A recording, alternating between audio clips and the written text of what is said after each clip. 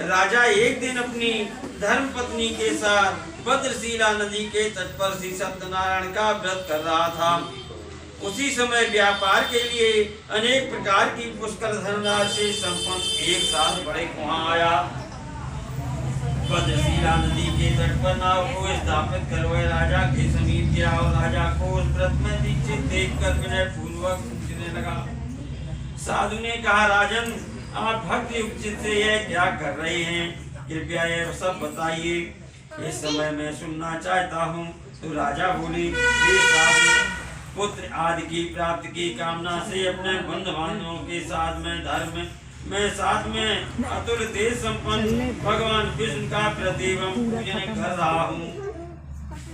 राजा की बात सुनकर साधु ने आदर पूर्वक कहा, राजन, इस विषय में आप मुझे सब कुछ विस्तार से बतलाइए। आपके कथनानुसार मैं व्रत एवं पूजन करूंगा। मुझे भी संतान नहीं है, इससे अवश्य संतति की प्राप्त होगी। ऐसा विचार कर वह व्यापार से निवृत्त हो आनंद पूर्वक अपने घर आया। उसने अपनी भार्या से संतति प्रदान करने वाले इस सत्व्रत को विस्तार पूर्वक बताया तथा जब मुझे संतति की प्राप्त होगी तब मैं इस व्रत को करूंगा। इस प्रकार उस साधु ने अपनी भार्या लीलावती से कहा। एक दिन उसकी लीलावती नाम की सती साध्वी भार्या पद के साथ आनंद चित्त से ऋतुकालीन धर्माचरण में प्रवृत्त हुई और भगवान श्री सत्य हुई। 10वें महीने में उससे कन्या रत्न की उत्पत्ति हुई और वह शुक्ल पक्ष के चंद्रमा की भांति दिन प्रतिदिन बढ़ने लगी। उस कन्या का कलावती यह नाम रखा गया। इसके बाद एक दिन लीलावती ने अपने स्वामी से मधुर वाणी में कहा, आप पूर्व में संकल्पित श्री सत्यनारायण के व्रत को क्यों नहीं कर रहे हैं? तो साधु बोला, प्रिय, इसके विवाह के समय व्रत करूंगा। इस प्रकार अपनी पत्नी को भली भांति आश्वासित कर वह व्यापार करने के लिए नगर की ओर चला गया। इधर कन्या कलावती पिता के घर में बढ़ने लगी। तदंतर धर्मज्ञ साधु ने नगर में सखियों के साथ कीड़ा करती हुई अपनी कन्या को विवाह योग्य देखकर आपस में मंत्रणा करके कन्या के विवाह के लिए श्रेष्ठ वर का अन्वेषण करो, ऐसा दूत से कहकर शीघ्र ही उसे भेज दिया। उसकी आज्ञा प्राप्त करके दूत कांचन नामक नगर में गया और वहां से एक बड़क का पुत्र लेकर आया। उस साधु ने उस बड़क के पुत्र को सुंदर और गुणों से संपन्न देखकर अपनी जात के लोगों तथा बंधु बांधवों के साथ संतुष्ट हो विधि विधान से बड़े पुत्र के हाथ में कन्या का दान कर दिया। उस समय वह साधु बड़े दुर्भाग्यवश भगवान का वह उत्तम व्रत करना भूल गया। विवाह के समय व्रत न करने के कारण भगवान उस पर रुष्ट हो गए। कुछ समय के पश्चात अपने व्यापार कर्म में कुशल वह साधु बड़े काल की प्रेरणा से अपने दामान के साथ व्यापार करने के लिए समुद्र के समीप स्थित रत्नसारपुर नामक सुंदर नगर में गया और अपने श्री संपन्न दामान के साथ वहां व्यापार करने लगा। तदंतर भी दोनों राजा चंद्रकेतु की रमणी उस नगर में गए। उसी समय भगवान श्री सत्यनारायण ने उसे भ्रष्ट प्रतिज्ञ देखकर इसे दारुण कठिन और महान दुख प्राप्त होगा यह श्राप दे दिया। एक दिन एक चोर राजा चंद्रकेतु के धन को चुराकर वहीं आया जहां दोनों बड़े स्थित थे। खाने की चिंता से दर दर भटकने लगी। कलावती कन्या भी भोजन के लिए इधर उधर प्रतिदिन घूमने लगी। एक दिन क्षुधा से पीड़ित हो वह कलावती एक ब्राह्मण के घर गई। वहां जाकर उसने श्री सत्यनारायण के व्रत पूजन को देखा। वहां बैठकर उसने कथा सुनी और वरदान मांगा। तदंतर प्रसाद ग्रहण करके वह कुछ रात होने पर घर गई। माता लीलावती ने कलावती कन्या से प्रेम पूर्वक पूछा, पुत्री, रात में तुम कहाँ रुक गई थी? तुम्हारे मन में क्या है? कलावती कन्या ने तुरंत माता से कहा, माँ, मैंने एक ब्राह्मण के घर में मनोरथ प्रदान करने वाला व्रत देखा है। कन्या की उस बात को सुनकर वह बड़क की भार्या व्रत करने को उद्यत हुई और प्रसन्न मन से वह उस साध्वी ने बंधु बांधवों के साथ भगवान श्री सत्यनारायण का व्रत किया तथा इस प्रकार प्रार्थना की कि भगवान आप हमारे पति एवं जामाता के अपराध को क्षमा करें। वे दोनों अपने घर शीघ्र आ जाएं। इस व्रत से भगवान सत्यनारायण पुनः संतुष्ट हो गए तथा उन्होंने नरसेन चंद्रकेतु को स्वप्न में दिखाया और स्वप्न में कहा, नरसेन प्रातःकाल दोनों बालकों को छोड़ दो और वह सारा धन भी दे दो जो तुमने उनसे इस समय ले लिया है, अन्यथा राजधन एवं पुत्र सहित तुम्हारा सर्वनाश कर दूंगा। राजा से स्वप्न में ऐसा कहकर भगवान सत्यनारायण अंतर ध्यान हो गई। इसके अनंतर प्रातः काल राजा ने अपने सभासदों के साथ सभा के मध्य बैठकर अपना स्वप्न लोगों को बताया और कहा, दोनों बंदी बड़े पुत्रों को शीघ्र ही मुक्त कर दो। राजा की ऐसी बात सुनकर भी राजपुरुष दोनों महाजनों को बंधन मुक्त करके राजा के सामने लाकर विनय पूर्वक बोले, महाराज बेड़ी बंधन से मुक्त करके दोनों बड़े पुत्र लाए गए हैं।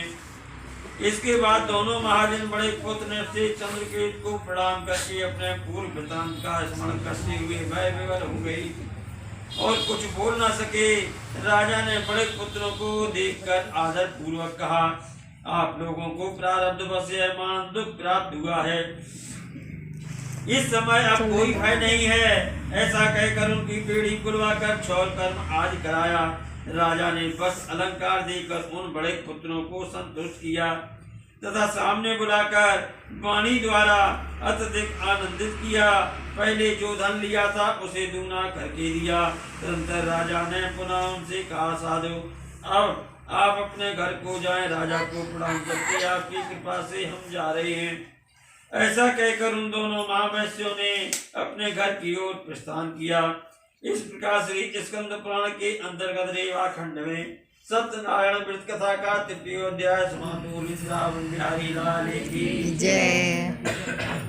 साधु बड़े मंगलाचरण कर और ब्राह्मणों को धन देकर अपने नगर के लिए चल पड़ा। साधु के कुछ दूर जाने पर भगवान सत्यनारायण उसकी सत्यता के विषय में परीक्षा लेने के विषय में जिज्ञासा हुई तो साधु से पूछा कि साधु तुम्हारी नाव में क्या भरा है।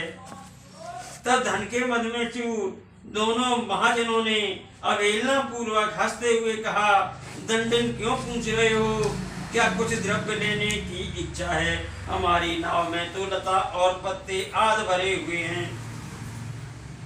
ऐसी निष्ठुर वाणी सुनकर तुम्हारी बात सच हो जाए, ऐसा कहकर दंडी सन्यासी का रूप धारण किए हुए भगवान कुछ दूर समुद्र के समीप बैठ गए। दंडी के चले जाने पर नित्य क्रिया करने के पश्चात उतराई हुई जल में ऊपर की उठी हुई नौका को देखकर साधु बड़े अत्यंत आश्चर्य में पड़ गया और नाव में लता और पत्ते आदि को देखकर मूर्छित हो पृथ्वी पर गिर पड़ा। सचेत होने पर बड़े पुत्र चिंतित हो गया। तब उसके दामाद ने कहा, इस प्रकार का आप शोक क्यों करते हैं? दंडी ने साफ दे दिया है, इस स्थिति में वो ही चाहे तो सब कुछ कर सकते हैं, इसमें संशय नहीं है। अतः उन्हीं की शरण में हम चले, वही मन की इच्छा पूर्ण होगी।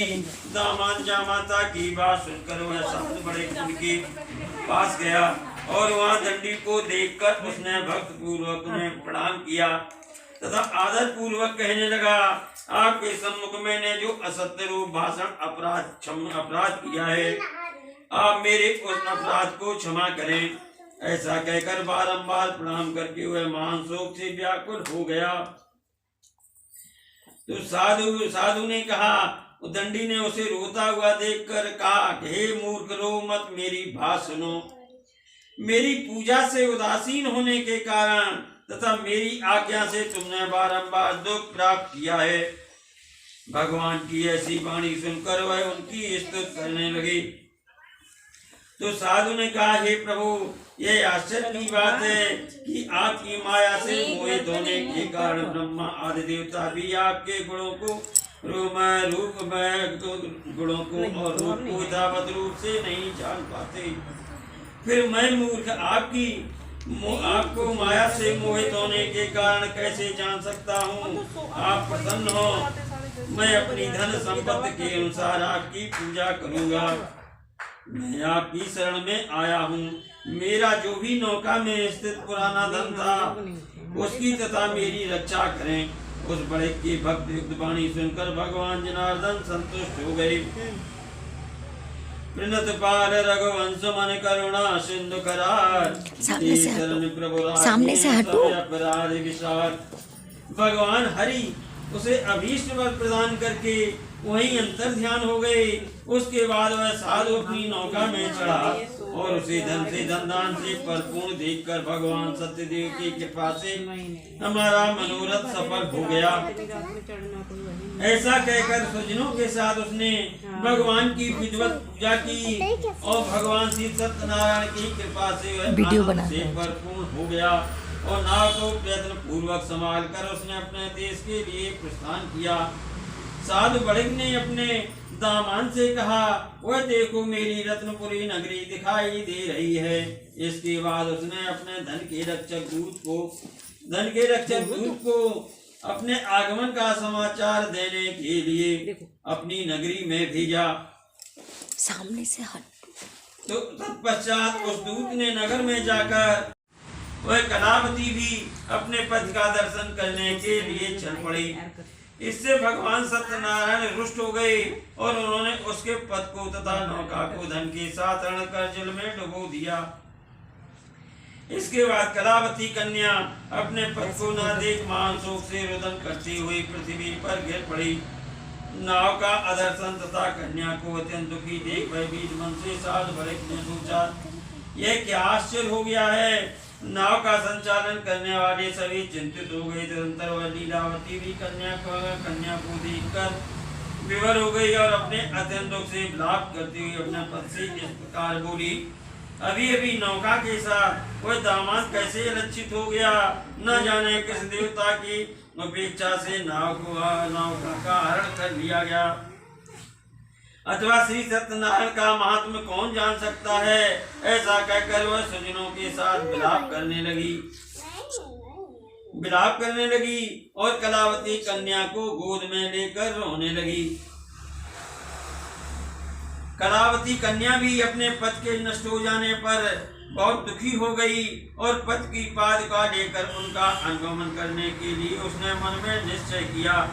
कन्या के इस प्रकार के आचरण को देख भार्या सहित वह धर्मज्ञ साधु बड़िक अपने अत्यंत शोक संतप्त हो गया और सोचने लगा, यह तो भगवान सत्यनारायण ने यह दामान के साथ धन दान से भरी इस नौका का अपहरण किया है, अथवा हम सभी भगवान सत्यदेव की माया से मोहित हो गए हैं।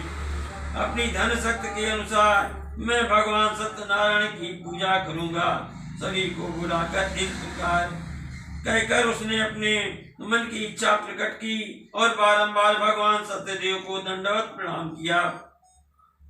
इससे तीनों के परिपालक भगवान सत्यदेव प्रसन्न हो गए। भक्त वत्सल भगवान ने कृपा पूर्वक कहा, तुम्हारी कन्या प्रसाद छोड़कर अपने पति को देखने चली आई है।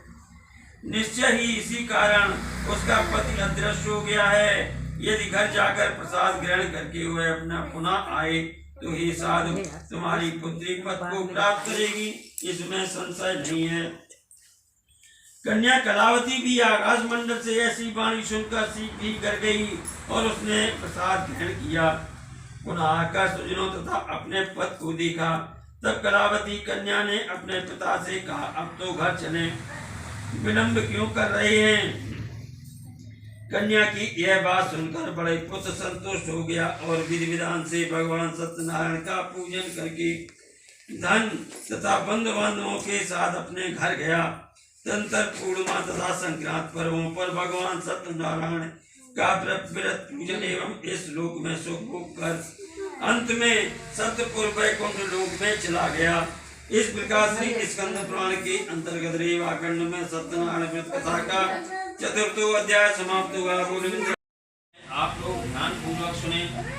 श्री सूत जी बोले, श्रेष्ठ मुनियों, अब मैं इसके बाद में दूसरी कथा कहूँगा, आप लोग सुने। अपनी प्रजा का पालन करने में तत्पर तुंगध्वज नाम का एक राजा था। उसने सत्यदेव के प्रसाद का परित्याग करके बहुत दुख प्राप्त किया। एक बार वह वन में जाकर वहाँ बहुत से पशुओं को मारकर वट वृक्ष के नीचे आया। वहाँ उसने देखा कि गोपगढ़ बंधुबांधवों के साथ संतुष्ट होकर भक्त पूर्वक भगवान सत्यदेव की पूजा कर रहे हैं। राजा यह देखकर भी अहंकारवश न तो वहाँ गया, न उसने भगवान सत्यनारायण को प्रणाम किया इसके बाद पूजन के अनंतर सभी गोपगण भगवान का प्रसाद राजा के समीप रखकर वहां से लौट आए और इच्छा अनुसार उन सभी ने भगवान का प्रसाद ग्रहण किया। इधर राजा को प्रसाद का परित्याग करने से बहुत दुख हुआ। उसका संपूर्ण धन धान एवं सभी 100 पुत्र नष्ट हो गए। राजा ने मन में यह निश्चय किया कि अवश्य भगवान सत्यनारायण ने हमारा नाश कर दिया है, इसलिए सभी सुखों का उपभोग कर अंत में सतपुर वैकुंठ लोक को प्राप्त हुआ। श्री सूत जी कहते हैं, जो व्यक्ति इस परम दुर्लभ व्रत को श्री सत्यनारायण के व्रत को करता है और पुण्यमयी तथा फल प्रदायिनी भगवान की कथा को भक्ति पूर्वक भक्ति युक्त होकर सुनता है, उसे भगवान सत्यनारायण की कृपा से धन दान की आदि प्राप्त होती है। दरिद्र धनवान हो जाता है, बंधन में पड़ा हुआ बंधन से मुक्त हो जाता है, डरा हुआ व्यक्ति में भय मुक्त हो जाता है। यह सत्य बात है, इसमें संशय नहीं है। इस लोक में वह सभी इच्छित फलों को भोग कर प्राप्त करके अंत में सतपुर वैकुंठ लोक को जाता है, का मनोरथ सिद्ध करते हैं। कलयुग में सनातन भगवान विष्णु इस सत्य व्रत रूप धारण करके सभी का मनोरथ पूर्ण करने वाले होंगे। हे श्रेष्ठ मुनियों, जो व्यक्ति नित्य भगवान सत्यनारायण की इस व्रत कथा को पढ़ता है, सुनता है, भगवान सत्यनारायण की कृपा से उसके सभी पाप नष्ट हो जाते हैं। हे मुनीश्वरों, पूर्व काल में जिन लोगों ने भगवान सत्यनारायण का व्रत किया था, उनके अगले जन्म का वृतांत कहता हूँ, आप लोग सुने। महान प्रज्ञा संपन्न सतानंद नाम के ब्राह्मण सत्यनारायण का व्रत करने के प्रभाव से दूसरे जन्म में सुदामा नामक ब्राह्मण हुए और उस जन्म में भगवान श्री कृष्ण का ध्यान करके उन्होंने मोक्ष को प्राप्त किया।